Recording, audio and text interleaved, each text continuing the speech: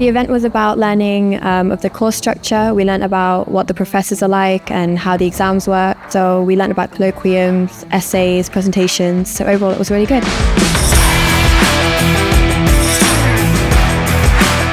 The event was about the university life, and the students of the second year, they were given information on first year timetables, term dates, and how to revise. I've understood a lot more. I'm a lot more comfortable in doing my first day as well, a lot more informed as well. I have a better understanding of term dates, the information provided about the course, biology, biophysics, chemistry.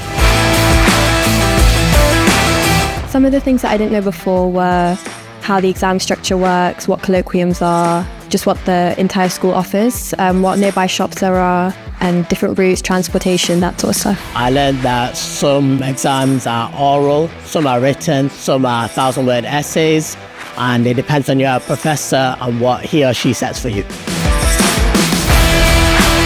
The thing that has surprised me most is the day-to-day lectures, just how the course is structured. Also the exams, I wasn't too familiar with that. We have to learn Latin. I don't think the medical students in Britain do that.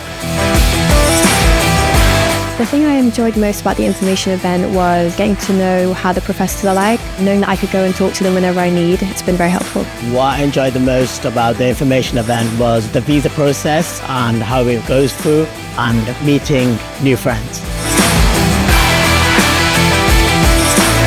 I would definitely recommend studying in Bulgaria. I think everyone's very friendly. There's a lot of nearby shops, halal options, lots of activities as well, lots of outdoor activities, which is something that I really like doing. So I would definitely recommend it, yeah. You can learn about different cultures. The weather's better compared to Britain, especially in the summer, but I don't know about the winter yet.